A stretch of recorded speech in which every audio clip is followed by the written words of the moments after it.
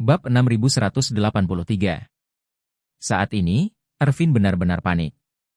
Dia tidak pernah menyangka ingin memberi bantuan kepada manajer Chen. Namun, kini Chen berbalik dan ingin menggigitnya. Namun, Ervin telah bekerja di masyarakat terbawah selama bertahun-tahun dan memiliki pemahaman yang sangat mendalam tentang sifat manusia. Dia memahami bahwa wajar jika manajer Chen membencinya. Sepertinya dia berbaik hati memberi tumpangan kepada orang lain, tetapi karena keterampilan mengemudinya yang buruk, dia mengalami kecelakaan dan membiarkan pihak lain menjadi lumpuh tingkat tinggi. Dan hanya bisa berbaring di tempat tidur selama sisa hidupnya. Dalam hal ini, pihak lain menganggap Anda harus memberikan kompensasi kepada mereka. Anda tidak bisa pergi ke ranjang rumah sakit, mengarahkan hidung Anda ke arahnya dan memarahinya, hanya untuk membalas kebaikannya. Seorang pencari nafkah seperti manajer Chen, yang memiliki keterampilan yang sangat terbatas, sebenarnya hanya mempunyai sedikit peluang untuk mendapatkan pekerjaan yang layak, menguntungkan, dan layak. Dan juga bisa menjadi pejabat perbatasan tanpa ada yang peduli atau bertanya. Dengan kemampuannya, kemungkinan menjadi manajer umum toko barang antik lebih rendah dibandingkan memenangkan lotre.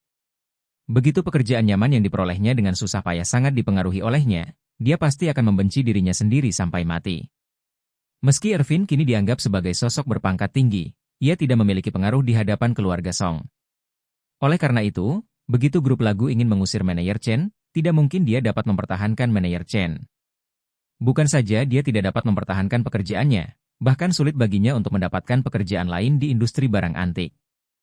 Lagi pula, dia benar-benar mempermalukannya kali ini.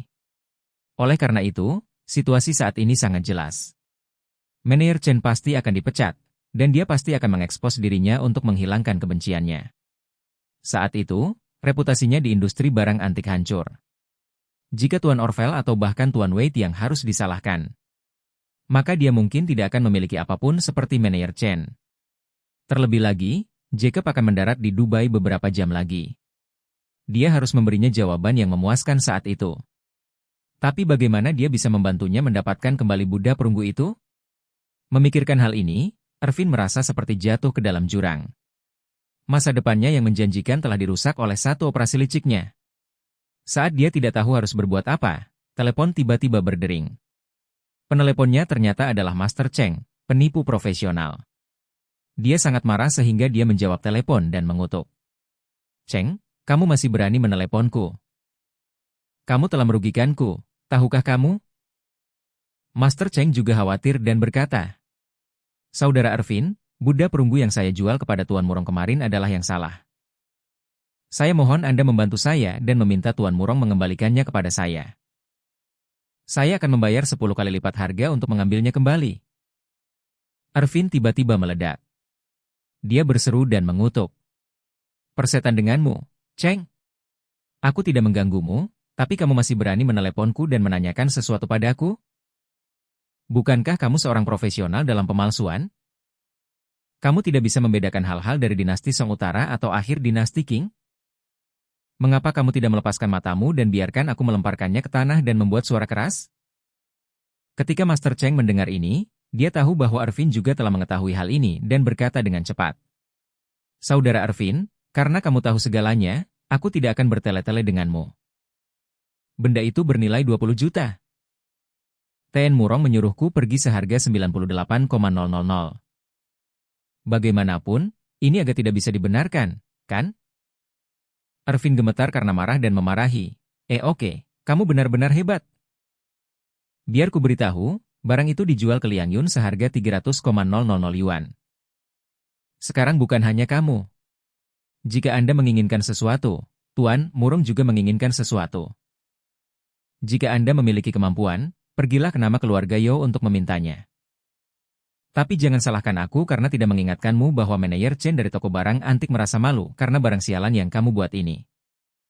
Dia dilempar ke rumah neneknya, dan sekarang dia tidak bisa lagi mempertahankan pekerjaannya.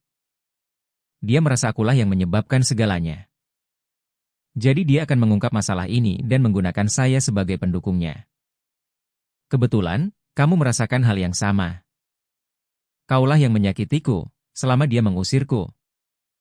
Aku akan mengusirmu, dan kita akan mati bersama." Setelah mengatakan itu, Ervin berkata lagi, "Saya masih dapat menemukan Anda di tempat itu. Jika polisi terlibat dalam masalah ini, saya akan meminta polisi untuk menangkap Anda. Jangan salahkan saya karena tidak etis. Yang terpenting adalah kalian idiot terlalu buta. Jika Anda seorang yang sangat profesional, Anda bisa menyimpan Buddha perunggu dinasti Song Utara untuk diri Anda sendiri dan menghasilkan banyak uang. Tapi Anda tidak tahu bagaimana berpura-pura mengerti, dan Anda menggunakan barang asli untuk dianggap palsu. Dan membuat barang antik untuk membuatmu terlihat seperti ini. Ini pertama kalinya aku melihat orang bodoh seperti itu. Ketika Master Cheng mendengar ini, suaranya bergetar ketakutan, dan dia buru-buru berkata, "Kak Ervin, harap tenang, Kak Ervin, aku tidak bermaksud apa-apa lagi. Saya baru mendengar bahwa barang itu dijual seharga 20 juta. Saya benar-benar merasa tidak nyaman di hati saya. Anda juga tahu bahwa dalam bisnis saya, sekelompok saudara hidup dengan menunggang kuda, dan biayanya sangat tinggi. Setelah bekerja bertahun-tahun, saya belum menabung 20 juta. Akibatnya, saya melewatkan ini hanya dalam sekejap. Uangnya sangat banyak, saya pasti merasa tidak enak." Setelah mengatakan itu, dia dengan cepat menambahkan, "Saudara Ervin, saya tidak menyangka masalah ini akan berdampak besar. Tolong berbaik hati dan jangan menikamku sama sekali." Ervin berkata dengan marah, saya tidak mengerti mengapa kalian tidak bisa mematuhi aturan bisnis. Tidak peduli Anda menjual tinggi atau rendah, apa yang Anda maksud dengan jual beli lagi? Apakah kamu tidak mengerti?" Bab 6184. Pada titik ini, Ervin menjadi semakin marah ketika dia memikirkan Yakub dan bertanya dengan marah. "Jika Anda seorang pemalsu, Anda mungkin tidak akan bisa keluar dalam 10 tahun. Kamu masih menjilati wajahmu dan meneleponku untuk meminta sesuatu. Apa menurutmu aku tidak tahu kalau barang ini dijual seharga 20 juta? Master Cheng terbatuk 2 kali karena malu. Saya tidak. Kudengar barangnya dijual seharga 20 juta, jadi aku khawatir." Ervin memarahi, apakah kamu khawatir? Mengapa kamu begitu khawatir? Tidakkah Anda tahu logika cara kerja industri ini? Jika kamu menjualnya seharga 20 juta, apakah kamu akan mengembalikannya kepadaku? Mengapa Anda harus mengembalikan 20 juta yang Anda peroleh dengan mengambilnya? Pikirkanlah dengan beban 8,5 kilogram di pundak Anda. Jika kamu menjual barang ini, apakah kamu bersedia mengembalikannya? Jika kamu membunuh semua orang yang ingin membantumu, kamu tidak bisa menyerahkan 20 juta, kan? Master Cheng ragu-ragu dan berkata, kamu menjadi makmur bersama Master Wu. Dengan kemampuanmu, jika kamu menemui seseorang bernama Yo untuk meminta sesuatu, kebanyakan orang bernama Yo tidak akan berani untuk tidak memberikannya. Persetan denganmu. Ervin menjadi semakin marah dan bertanya, "Anda berencana untuk angan-angan. Apakah kamu memukul kepalaku? Apakah kamu pikir kamu bisa membodohiku dengan membantumu mendapatkan sesuatu kembali dengan mendaur ulangnya 10 kali? Dan saya dapat membantu Anda mendapatkannya kembali, meskipun Anda tidak tahu bahwa benda ini bernilai 20 juta? Benar-benar? Apakah kamu begitu tergila-gila pada uang sehingga kamu bahkan tidak menerima logika dasar bahwa 1 tambah 1 sama dengan 2? Master Cheng dimarahi oleh Ervin dan hanya bisa meminta maaf dengan panik. "Maafkan aku Ervin saudaraku, aku minta maaf. Ini adalah kesalahanku. Jangan dimasukkan ke dalam hati. Biarkan saja saya tidak menyebutkan masalah ini.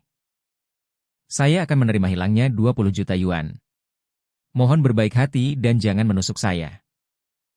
Aku telah berusaha keras untuk mencapai tempat ini, tidak masalah jika semuanya hilang. Jika aku tidak punya tempat, aku akan tamat. Keluarkan dia dari sini."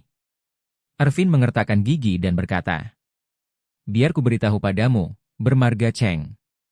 Saya telah berkecimpung di dunia barang antik selama bertahun-tahun dan belum menghasilkan banyak uang. Tapi saya tetap mengikuti aturan. Jika Anda tidak menelepon saya, apa yang akan terjadi? Saya tidak akan mengklik Anda jika tidak terjadi apa-apa, tetapi panggilan yang Anda lakukan telah menghancurkan mentalitas saya. Saya akan meninggalkannya di sini hari ini. Selama manajer Chen menyodokku.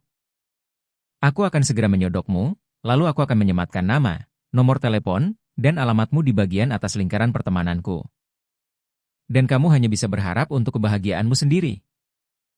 Karena itu, Ervin menutup telepon terlepas dari kenyataan bahwa Master Cheng di telepon masih memanggilnya Saudara Ervin. Saudara Ervin. Begitu dia menutup telepon, Ervin merasa sedih.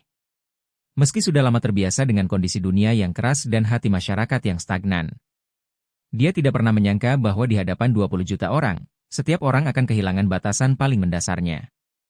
Dan dia juga menyadari dengan jelas bahwa seiring dengan perkembangan sekarang, dia seperti secara tidak sengaja menggelindingkan bola salju di puncak gunung salju. Dan bola salju ini sekarang kemungkinan besar akan longsor dan sepenuhnya di luar kendalinya. Oleh karena itu, dia tidak lagi mengambil risiko. Dia mengambil ponselnya dan menelepon Charlie. Saat ini, Charlie sedang berada di hotel sumber air panas Champs-Élysées. Dia tiba-tiba melihat Ervin memanggilnya. Dia sedikit terkejut pada awalnya, dan kemudian dia menebak secara kasar tujuan panggilan itu. Jadi, dia menjawab telepon dan bertanya sambil tersenyum. Ervin, kenapa kamu menelepon saya? Ervin berkata dengan suara yang sangat khawatir dan menyesal. Tuan Wade, saya menelepon Anda untuk mengakui kesalahan saya. Charlie bertanya dengan sadar, kesalahan apa yang kamu akui padaku? Ervin menghela napas dan tersedak. Tuan Wade, saya semua di bawah pengaruh. Setelah mengetahui bahwa Yao Liangyu, mantan manajer toko barang antik, kembali. Kupikir ayah mertuamu pernah diintimidasi olehnya sebelumnya. Dan dia pasti memiliki kebencian terhadapnya. Jadi aku menghubungi ayah mertuamu dan mendapat ide buruk untuk membalaskan dendamnya. Tapi aku tidak menyangka kalau masalah ini akan menjadi sangat salah. Saat dia berkata, Ervin menceritakan keseluruhan cerita kepada Charlie melalui telepon tanpa berani menyembunyikan apapun. Setelah Charlie mendengarkan, dia bertanya. Ervin, kamu tidak memberitahuku kapan kamu merencanakan masalah ini. Anda tidak memberitahu saya saat Anda menerapkannya. Setelah selesai, kamu masih tidak memilih untuk memberitahuku. Sekarang sudah berakhir dan di luar kendalimu. Kamu bilang padaku, apa niatmu? Apakah kamu ingin aku membantumu? Atau apakah Anda ingin saya membantu Anda membujuk ayah mertua saya untuk berhenti meminta Buddha perunggu senilai 20 juta kepada Anda?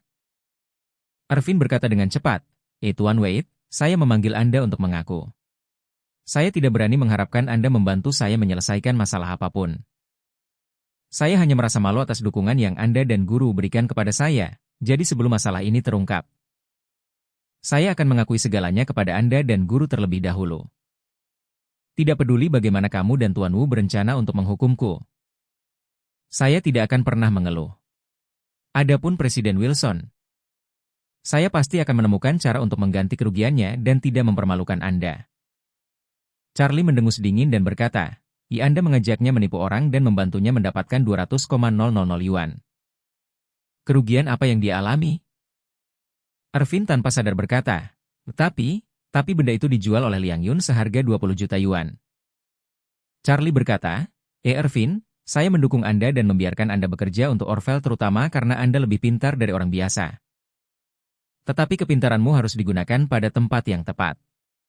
Apa arti praktis dari upaya sengaja Anda untuk menyenangkan ayah mertua saya?